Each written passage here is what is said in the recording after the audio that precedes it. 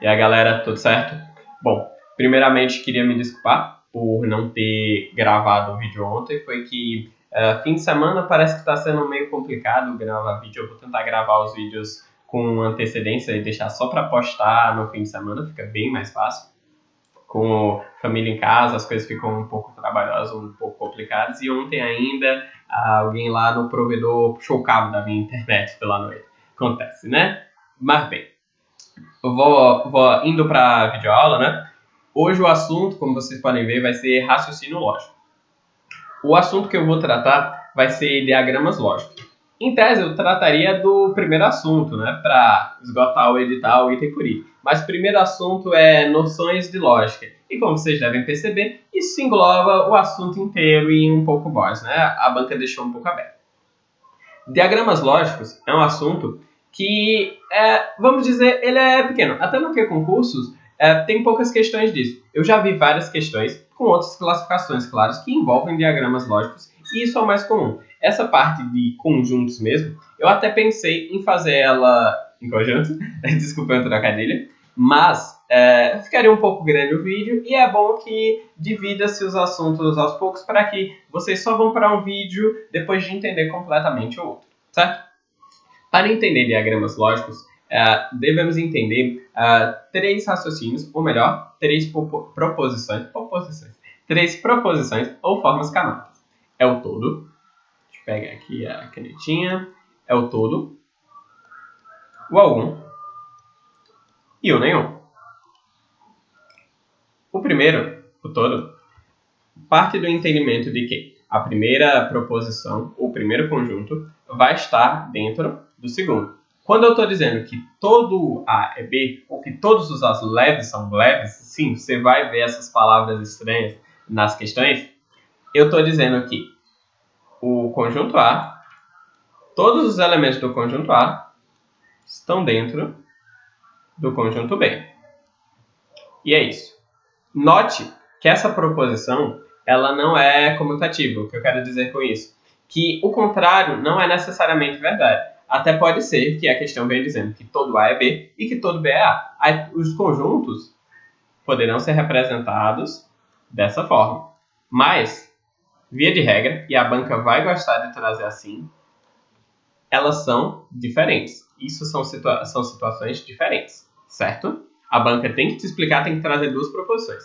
Em regra, vai ser isso. Todos os itens de A vão estar dentro de B. Eu vou pular o algum, porque o algum ele depende do entendimento também do nenhum. O nenhum ele também é bastante similar com o todo. Diz o quê? Que o conjunto A e o conjunto B, o primeiro e o segundo, eles não têm nenhuma correlação. Nenhum elemento de um é comum ao outro. Certo? Nesse caso, eu vou poder desenhar o conjunto A e o conjunto B sem nenhuma interseção, sem nenhum encontro entre eles. E, de novo, essa situação, vocês devem se atentar, que, nesse caso, sim, ele é comutativo, ou seja, nenhum A é B e nenhum B é A são sinônimos, é a mesma coisa de outra maneira. De novo, o todo não é o caso. Se você vier falando que todo B é A, é uma situação, se todo A é B, é outra situação, e se ele vier falando os dois, é essa situação aqui, certo? Beleza. Vamos para o algum, que é um pouco mais complicado. Por que ele é um pouco mais complicado? Não é complicado, ele tem mais desdobramentos. O algum também pode vir com o nome de existe, na hora da questão, no enunciado, ele pode dizer existe, este A que é B. E, nesse caso, ele apresenta várias situações possíveis. Primeiro, algum A é B, a situação canônica, vamos dizer assim, é a interseção, certo? Significa que existe um ponto em que os dois conjuntos eles se encontram. Deixa eu mudar até a caneta aqui para fazer um destaque. Certo? Algum vai significar isso, a interseção. Só que, concordam comigo que nesse exemplo aqui de cima, a gente também consegue ver uma interseção? Existe um ponto, esse ponto aqui, em que algum B, algum A é B e algum B é A, certo? Só que, qual é a interpretação correta? Então, é nesse ponto que fica um pouco mais complicado, como eu disse. A interpretação correta do todo A é B é essa e acabou. A interpretação correta do algum A é B pode ser esta, pode ser esta, e ainda pode ser o contrário, pode ser que signifique que todo o que está dentro de B é A, porque o algum, ele suporta mais de um, ou todos, entendeu? Todos os elementos de um conjunto vão estar, e sendo que um elemento também vai estar. Imagine a seguinte situação. Eu tenho 10 ovelhas. Se todas as ovelhas estão no cercado, eu digo todas as ovelhas estão no cercado. Agora, se todas estão, concorda se eu disser alguma ovelha está no cercado, eu ainda não menti? Eu estou correto, a expressão ainda é válida. Vamos analisar as questões e acredito que isso vai ficar um pouco mais claro como a banca pode brincar com isso. A ideia é sempre que a banca vai buscar o argumento válido ou o inválido, ou seja, sua análise vai ser bastante similar. O seu cuidado vai ser com algum para a banca não dizer que a única interpretação dele verdadeira é essa, porque não vai ser, certo? A menos que ela também pode pegar as negações, ok? Que vamos tratar logo depois dessa primeira questão. Deixa eu mudar só a canetinha aqui. Bem, essa primeira questão aqui que eu peguei, ela é um pouco mais antiga, porque, como eu disse, o QConcurso ele não está dividindo muito bem, mas ela serve para a gente analisar aquele contexto das formas canônicas. Primeiro de tudo, sublinhar. Entendeu? Sublinha as formas canônicas, o todo, o existe, o algum, alguma coisa assim. Certo? Analisando as afirmações abaixo, assinale a correta. Todo aluno desta escola é inteligente. Ok. Então eu posso dizer que o grupo de alunos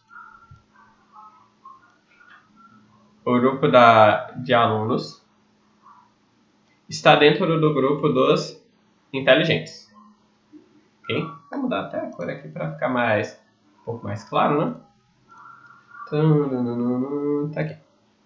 O grupo de alunos está dentro do grupo do inteligente. Lembre daquele entendimento do todo, que não quer dizer que só existem pessoas inteligentes dentro da escola, mas os alunos da escola são obrigatoriamente inteligentes. É isso que diz o enunciado. Marcos é um aluno dessa escola.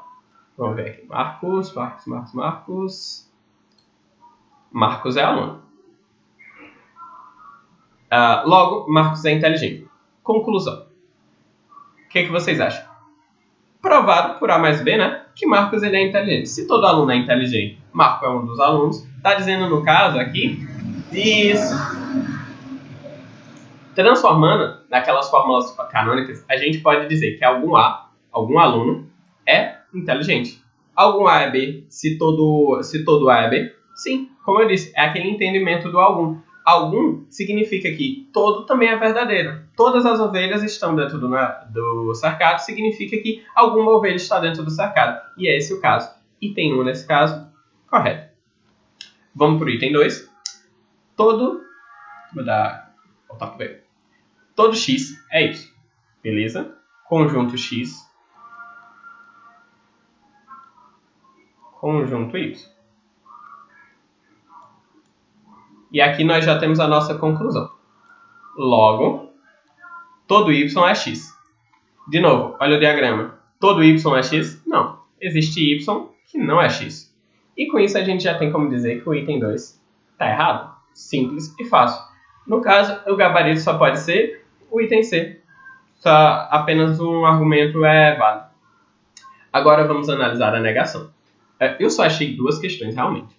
Então, eu só pude pensar em fazer um exemplo para explicar o que é negação, mas, em verdade, ela é simples. Vocês, inclusive, já analisaram a negação. Por quê? Porque a negação é entender, por exemplo, que essa proposição 2 aqui, ela é falsa, essa conclusão ela é fácil. O que eu posso dizer?